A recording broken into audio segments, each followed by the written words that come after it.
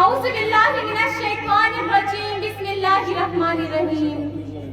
معزز سامعین، اساتذہ کرام اور میرے ہم مکتب ساتھیوں، السلام علیکم۔ تو اپنی سرنوشت اب اپنے قلم سے لکھ، تو اپنی سرنوشت اب اپنے قلم سے لکھ، خالی رٹی ہے خامہ حق نے تیری جبی۔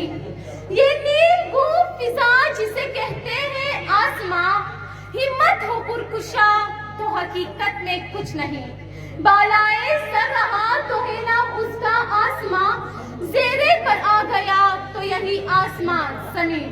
یوں دیکھا جائے تو واقعی اب اقوام اپنی تقدیریں اپنے قلم سے لکھیں گے۔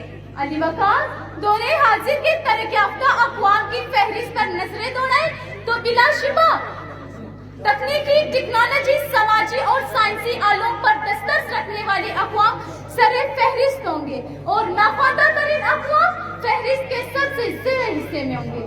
علی وقار آج کی معیشت کو علم کی معیشت کہا جاتا ہے۔ آج اسلامی دنیا میں بنا قدرتی وسائل کے باوجود جاپان، چین، امریکہ کے معیشتوں سے مقابلہ نہیں کر سکتی اور معیشت کی یہ سبحانی انہیں غیروں کا دست نظر رہنے پر مجبور کرتی ہے۔ علی وقار علم کی یہی اہمیت ہے کہ رسول اکرم صلی اللہ علیہ وآلہ وسلم نے 1400 سال پہلے فرمایا کہ علم حاصل کرو خواہ تمہیں چین جانا پڑے۔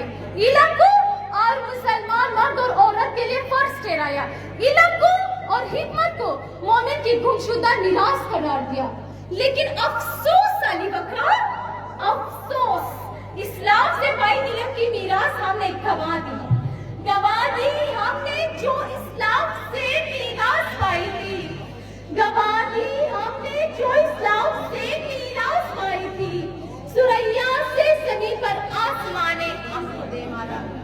علی وقار یہ وقت مگر مایوسی کا نہیں، لا تقنطوا من رحمت اللہ، جہاد مسلسل اور عمل فہم سے حالات بدل جاتے ہیں اور ہم نے بھی اب جہاد مسلسل سے اپنی تقدیر بدلنی ہے۔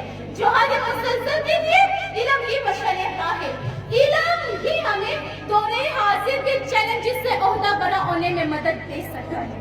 علی وقار دور حاضر کے چیلنجز بہت خوفناک ہے، غربت، افلاس، پسماندگی، جہالت، دہشت گردی، بڑھتی ہوئی آبادی، کم پڑتے وسائل، یہ سب انسانیت کے اجتماعی فلاح و بہتر مستقبل کے لیے مشکل ترین چیلنجز ہیں۔ علی وقار ان سب چیلنجز کا اگر کوئی واحد حل ہے تو وہ صرف علم ہے۔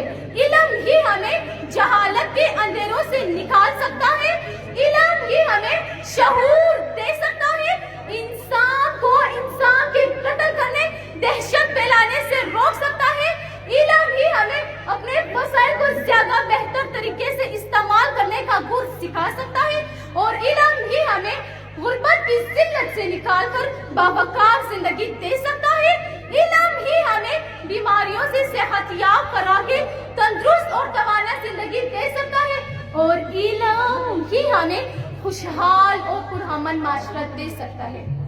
علی وقار اور ناظرین ہمیں بھی اب یہ عہد کرنا چاہیے کہ ہم نے ہر حال میں علم حاصل کرنا ہے اور دور حاضر کے چیلنجز سے نمٹنا ہے۔ عزیز ناظرین میں اپنی تقریر کا اختتام پشتو کے ایک شعر سے کروں گی۔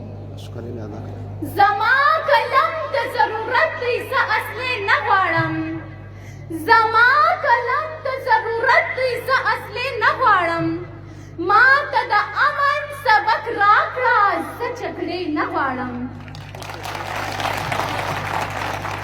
مړه څراغان پې بلوم دا عقیده لرمه، مړه څراغان پې بلوم دا عقیده لرمه، زه د رڼا په امید سم تورې شپې نه غواړم۔